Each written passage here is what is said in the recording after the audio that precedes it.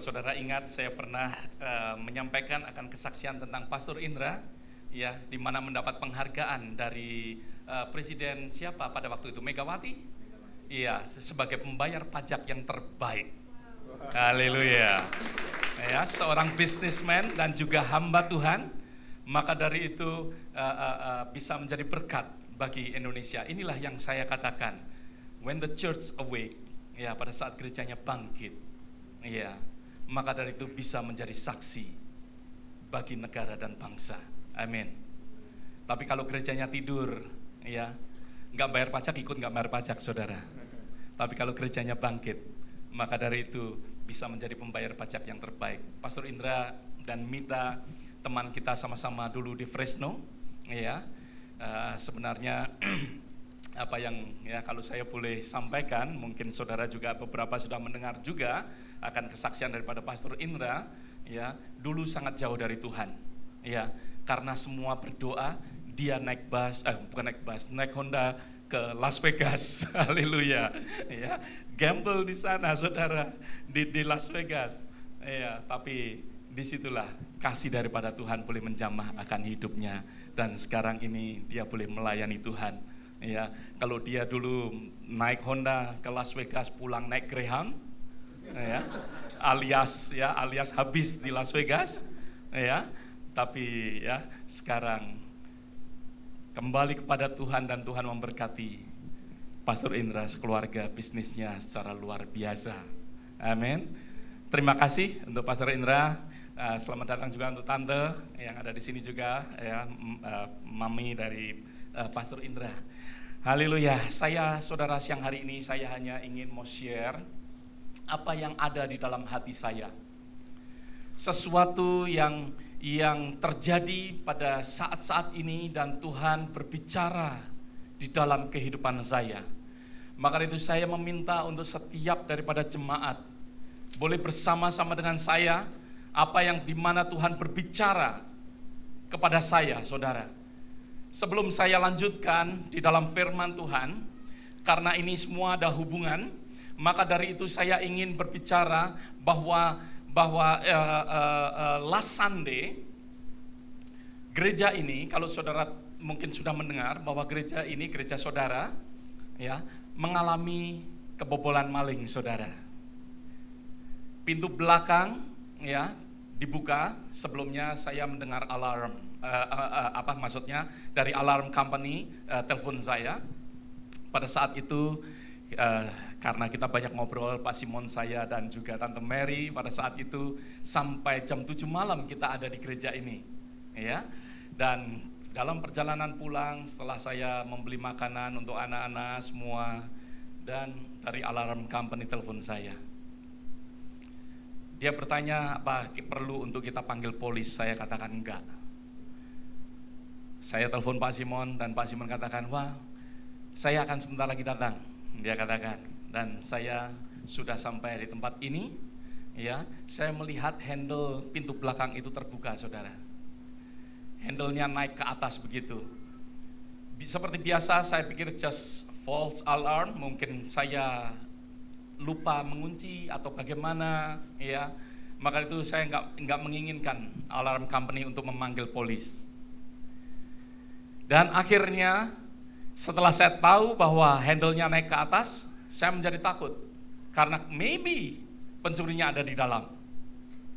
Maka dari itu saya panggil polis untuk datang, dan beberapa waktu polis datang, ya, Pak Simon juga datang. Kita semua menyaksikan polis masuk dengan senjata dan lain sebagainya, masuk ke ruangan. Ternyata puji Tuhan tidak ada satu barang pun yang terambil. Tepuk tangan untuk Tuhan. Haleluya. Dan juga saudara, hari Seninnya, saya entah kenapa, sekitar jam 7 malam, saya mengatakan pada istri saya, padahal pada saat itu saya sudah pakai pakaian kepingin untuk tidur, saudara, karena ya hari itu weekend, maksud saya hari Senin, tapi istri saya masih belum bekerja, ya. Kita mengantar Kevin dan lain sebagainya, menyiapkan barang-barang untuk pulang ke Waco. Dan sore harinya jam 7, kita sudah mau istirahat. Saya kepingin sekali untuk ke gereja, saudara. Nggak tahu kenapa Tuhan gerakan saya untuk ke gereja, dan akhirnya ya seperti biasa, istri saya kalau sudah ganti pakaian, biasanya dia nggak mau pergi, saudara. Tapi puji Tuhan, saat itu dia katakan, ya, aku perlu ganti nggak? Saya bilang nggak usah lah, kita cuma lihat gereja aja kok. Saya bilang begitu. Kita lihat gereja, saudara, bersama dengan Kenny. Pada saat itu jam 7 kita telepon Kenny, karena Kenny basket, dia belum pulang, dan teleponnya nggak jawab. Jam 7.40 baru dia telepon balik. Akhirnya jam 7.50 kita sama-sama ke gereja. Setelah sampai gereja, saudara, saya melihat seorang teenager, ya, sedang mukulin gembok gudang belakang, saudara. Gudang di belakang gereja itu sedang dipukulin. Satu sudah jatuh, ya, tinggal satu yang di atas. That's why dia lompat-lompat begitu, ya, mukulin gembok yang di belakang. Karena mungkin saya jengkel dari sejak hari Minggu, saya langsung main buka aja gate di depan ini, gate gereja yang depan. Dan dia mendengar, saudara. Dia mendengar karena gate-nya terbuka, dan akhirnya saya drive, muter ke belakang. Saya pikir saya bisa cegat dari belakang. Saya cari-cari nggak ada, saudara. Well, ya cuman anak-anak main, mungkin lihat kenapa ada orang lari dan lain sebagainya. Dan pada saat itu, ya karena saya tahu orangnya pakai kaos kuning, pakai topi, maka itu saya mutar-mutar 3 kali, nggak ada. Udah give up, ke gereja, saya cek semuanya, nggak apa-apa, gemboknya masih satu, oke. Ya, dan akhirnya saya muter sekali lagi. Dan saya berhenti di lapangan belakang, di mana ini, di tenis court, ya. Saya berhenti di situ. Saya melihat orangnya, saudara. Saya melihat orangnya memakai kaos kuning dan pakai topi, dan saya samperin. Jiwa muda saya ini masih ada, saudara, ternyata. Ya, meskipun mungkin seperti Rasul Paulus katakan, manusia badaniah makin merosot, tapi jiwaniah kita makin berapi-api. Saya lupa semuanya, saudara. Saya samperin orang ini. Saya katakan, kamu tadi saya lihat kamu yang berusaha untuk membuka storage. Dia katakan, no, I'm not. Ya, yang perempuan, iya, saya tadi saya lihat kamu berada di mana? Di pagar belakang. Saya katakan, dia katakan, no, I do not know anything. Oke, saya pegang tangannya. If you do not know anything, you just go with me. Saya katakan, ayo, kamu pergi sama saya. Karena, ya, istri saya sudah telepon polis. Saya katakan, ya, istri saya telepon 911. Ya, jadi bukan police phone number, tetapi langsung 911. Biasanya kalau 911 cepat sekali. Dan benar, polisi datang langsung. Ya, anak ini, karena saya bilang polisi datang, anak ini langsung nyalakan tangan saya dan kabur, saudara, lari yang laki. Dan tinggal yang perempuan. Akhirnya urusan dengan polisi, ya, perempuan ini umur 13 tahun dan lakinya umur 14 tahun. Ya, dan akhirnya berurusan dengan polisi. Dan sekali lagi, ya, semua yang terjadi ini, saya percaya sesuai dengan firman Tuhan katakan bahwa Tuhan turut bekerja di dalam segala hal. Amin. Tetapi apa yang Tuhan inginkan untuk gereja Tuhan ada di tempat ini dengan apa yang terjadi. Saya percaya setiap yang terjadi, Tuhan bekerja. Tuhan mempunyai sesuatu rencana. Ada di dalam rencana daripada Tuhan. Tuhan menyatakan rencananya supaya setiap daripada kita, yaitu gereja yang ada di tempat ini, pada saat saya melihat akan anak-anak muda yang demikian, pertama saya memang jengkel, saudara. Tetapi pada saat saya melihat mereka berumur 13 tahun, 14 tahun, kenapa kita ada di tempat ini, gereja di tempat ini, Tuhan taruh ada di tempat ini, berada di komunitas ini, kenapa kita tidak reach mereka? Berhubungan dengan firman Tuhan last week, bahwa gereja Tuhan ingin Tuhan jadikan untuk menjadi berkat, gereja Tuhan untuk menjadi terang. Dan saya ingin untuk sampaikan kepada gereja di tempat ini, mari kita menjadi terang bagi komunitas di tempat ini. Pastor Christina ada di tempat ini. Saya ingin bersama-sama untuk kebaktian Indonesian and English Service. Kita bisa combine together. Let's do something for this community. Saya percaya ini terjadi dan Tuhan nyatakan, Tuhan memperlihatkan dengan saya. Bukan sesuatu kebetulan, saudara. Kalau saya boleh menyamperin akan orang ini dan lain sebagainya, saya melihat bahwa dia masih muda, 13-14 tahun, tetapi sudah melakukan hal-hal yang demikian. Tuhan ingin untuk kita, setiap daripada kita, untuk gereja Tuhan ada di tempat ini, untuk kita bisa reach mereka. Untuk kita bisa menjangkau akan mereka. Untuk kita pergi kepada mereka, untuk menyatakan akan kasih Tuhan, kebenaran akan firman Tuhan. Amin, saudara. Untuk kita tidak berdiam diri. Saudara, saya ingat akan firman Tuhan di mana pada saat Daniel, Sadrak, Mesak, Abednego Tuhan bawa untuk ke Babylon tidak hanya sekedar belajar. Ada amin. Yes, mereka untuk mendapatkan akan hikmat, untuk menjadi orang-orang yang berhikmat lebih. Tetapi sesuatu rencana daripada Tuhan. Kalau kita lihat di dalam pasal yang kedua dari dalam kitab Daniel, Raja Nebukadnezar mengatakan di dalam kitab Daniel, mari kita buka. Saya ingat akan hal ini. Di dalam kitab Daniel pasal yang kedua, di dalam ayat yang ke-47, pasal yang kedua ayat yang ke-47.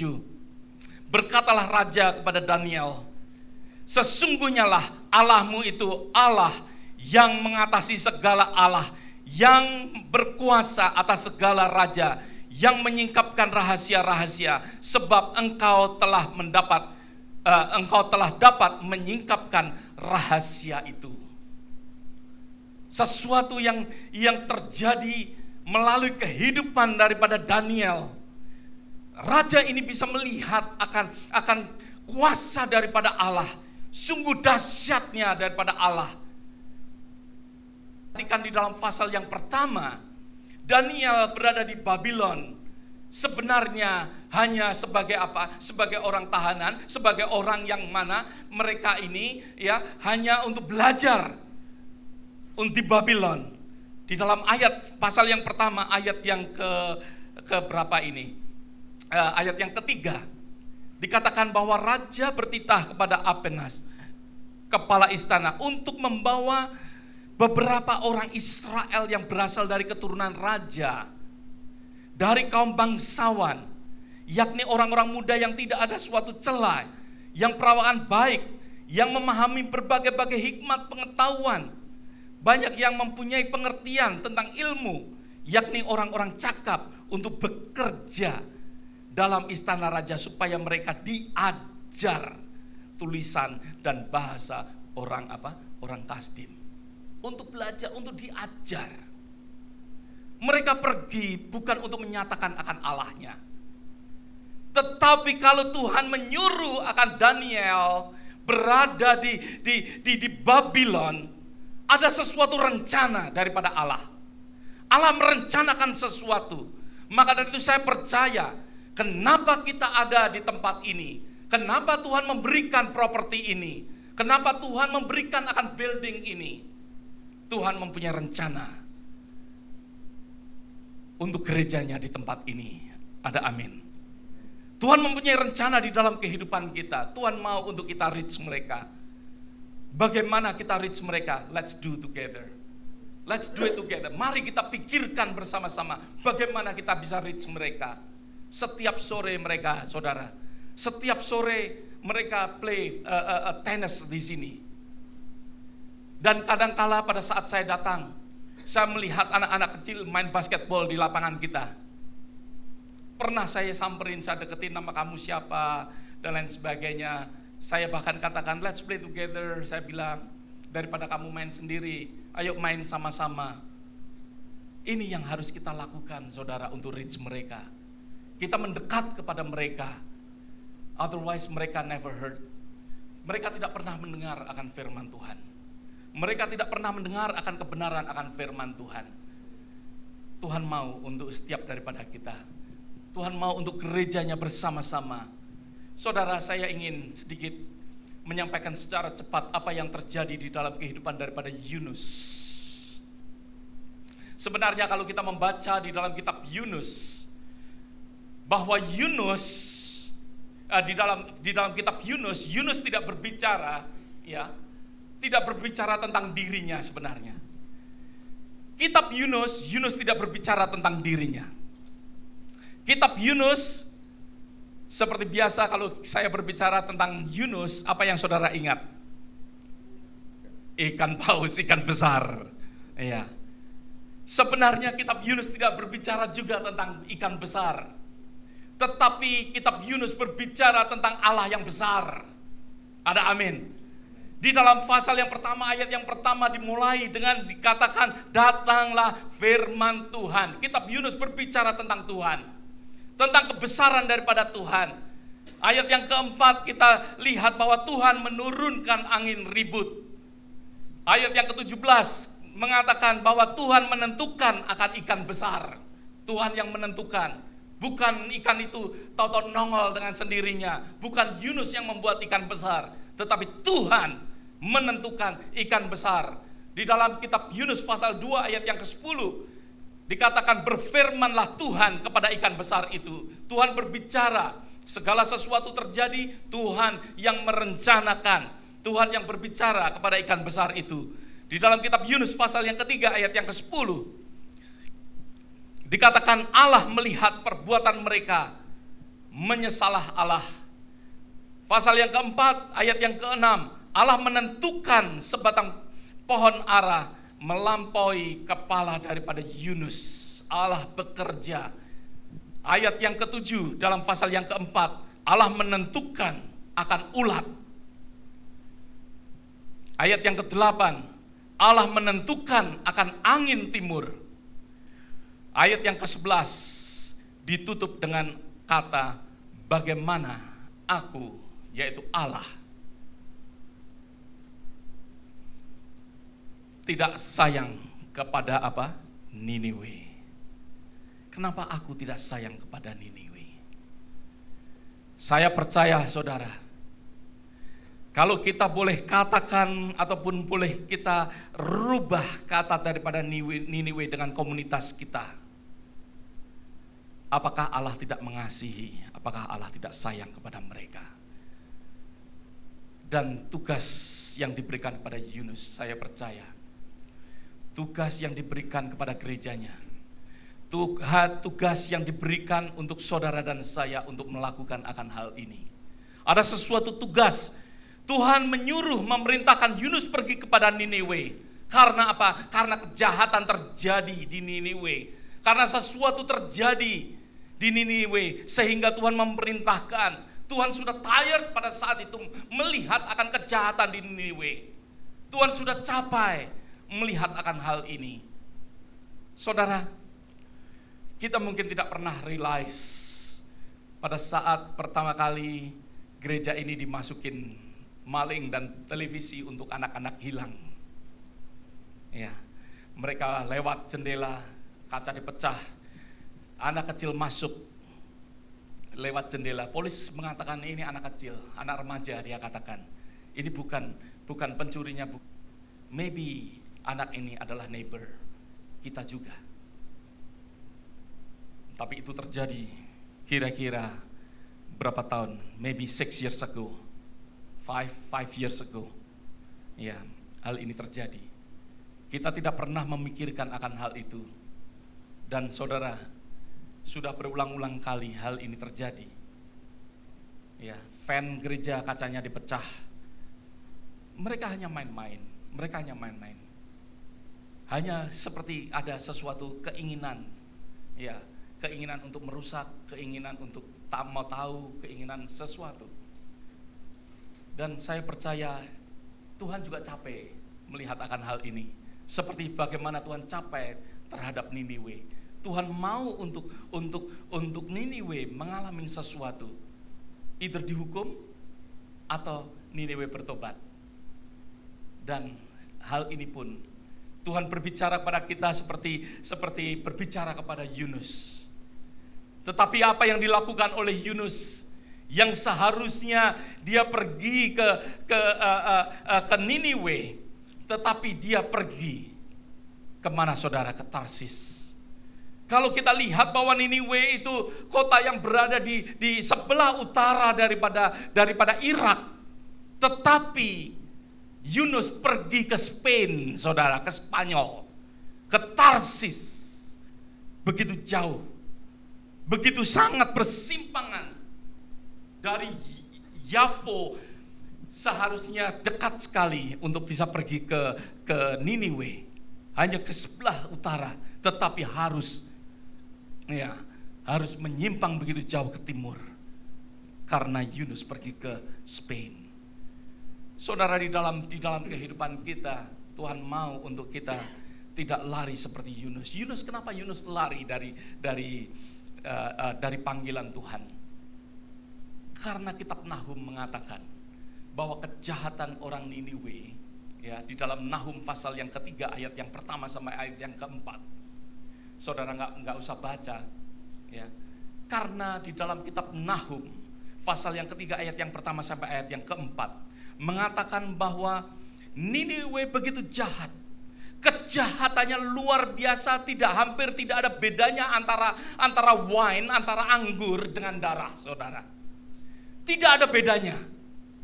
Berarti maksudnya pembunuhan terjadi sudah biasa di Niniwe.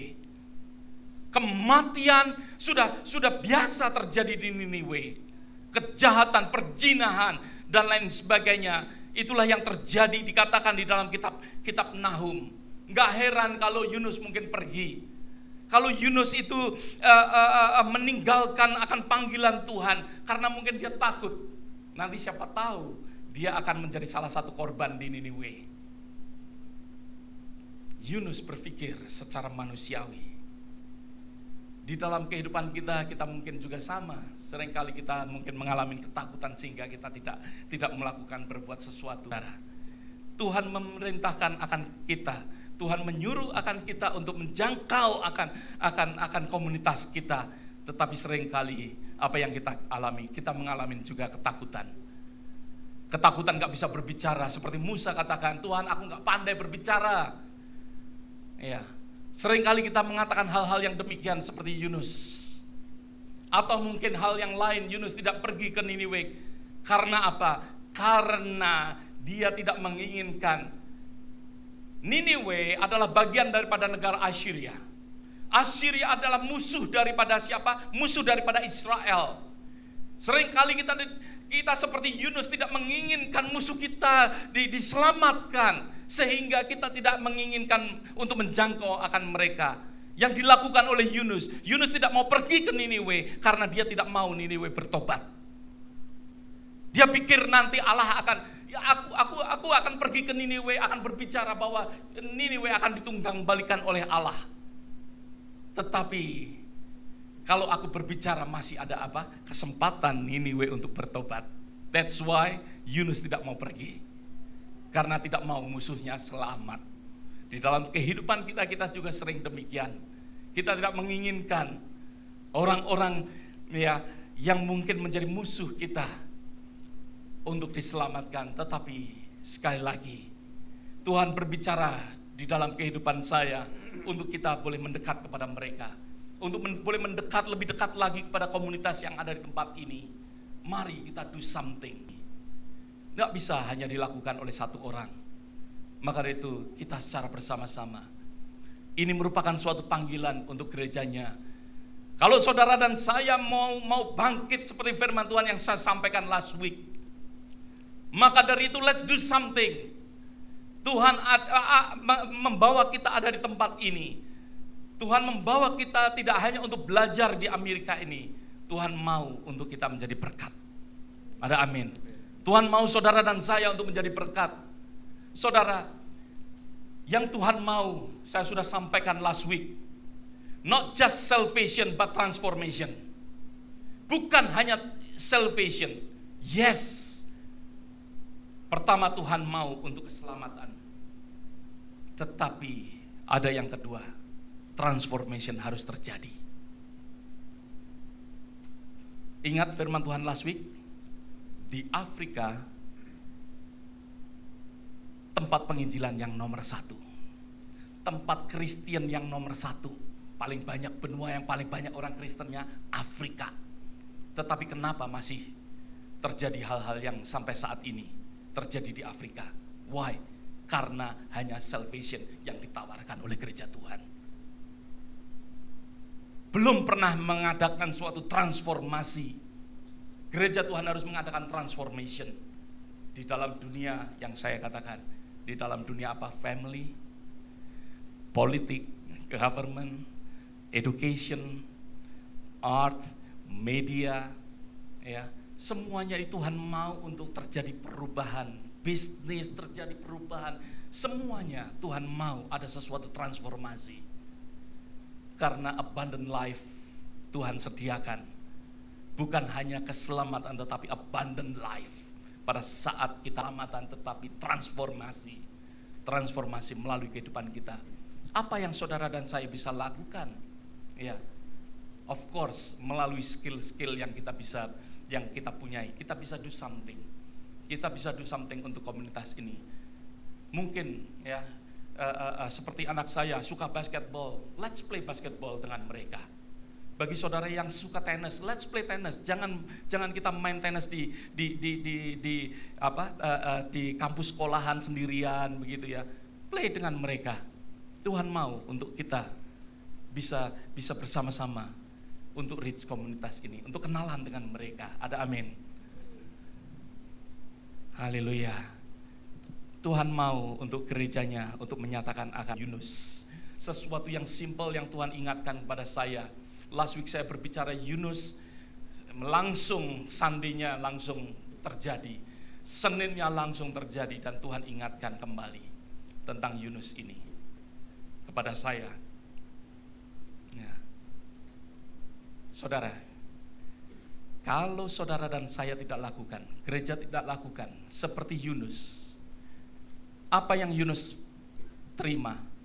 Yang Yunus terima yaitu pada saat lari daripada Tuhan, Yunus yang bayar. When we do not do anything untuk kerajaan Tuhan, kita akan bayar terus. Kita akan bayar untuk gembok, kita akan bayar untuk jendela, kita akan bayar untuk mobil, kita akan bayar banyak hal. Yunus bayar untuk pergi ke Tarsis. Tetapi kalau kita gereja Tuhan mau bekerja untuk mau taat kepada Tuhan, God will pay. Kalau kita tidak melakukan, gereja yang membayar atau kita yang membayar. Tetapi kalau kita mau taat kepada Tuhan, God will pay. Saudara, ada satu kisah di dalam Alkitab, yaitu ibu daripada Musa. Ibu daripada Musa, karena dia mau taat kepada Tuhan, dia tidak mau membunuh akan anaknya. Dia tahu rencana daripada Tuhan, maka itu dia mengalirkan akan Musa, berada di kotak pandan dikatakan, ya, dialirkan, dibawa ya oleh aliran air sampai ditemukan oleh putri Firaun, dan putri Firaun menyelamatkan akan baby Musa. Dan apa yang terjadi, saudara? Putri Firaun mengatakan, carilah inang yang dapat menyusui, karena baby ini masih memerlukan susu. Siapa yang menyusuin, saudara? Yang menyusuin siapa? Karena Tuhan dan Yochebed taat kepada Tuhan, maka dari itu nyusuin anaknya sendiri dan God pay. Amin, saudara. Kalau saudara dan saya taat kepada Tuhan, saudara dibayar oleh Tuhan. Dibayar oleh Tuhan. Tuhan yang membayar. Tetapi kalau kita tidak taat kepada Tuhan, maka itu saudara dan saya yang akan bayar. Kita akan bayar seperti Yunus. Yunus lari daripada panggilan Tuhan, maka dari itu Yunus yang membayar. Tetapi kalau kita taat kepada Tuhan, maka dari itu Tuhan mau ya yang membayar akan apa yang terjadi, apa yang kita butuhkan ya di dalam kehidupan kita. Ya, kalau Tuhan menginginkan sesuatu, biarlah di dalam kehidupan kita ini, ya, kita menyadarinya dan kita mulai mau for this community. Ada amin. Yang saya bagikan siang hari ini, ya, adalah kehidupan yang saya alami. Dan saya percaya disinilah justru yang akan menjadi kehidupan bagi gereja Tuhan yang ada di tempat ini. Maka itu saya meminta untuk setiap daripada kita tidak hanya tinggal diam. Sometimes kita tidak mengetahui apa yang Tuhan mau. Tetapi sekali lagi, segala hal-hal yang tersembunyi, ya, itu semuanya adalah bagian daripada Tuhan. Kita nggak semuanya tahu, ya. Tetapi saya percaya apa yang kita tahu, bahwa Tuhan mempunyai rencana di dalam gerejanya. Gerejanya tidak hanya untuk menjadi gereja yang menaruh pelitanya di bawah gantang, tetapi mari kita mulai menaruh pelita kita di atas, supaya banyak orang boleh melihat akan pelita kita. Di mana pelita daripada gereja ini? Mari kita angkat, supaya komunitas di sekitar ini mendapat berkat melalui kehidupan kita. Amin. Let's pray together. Bapa,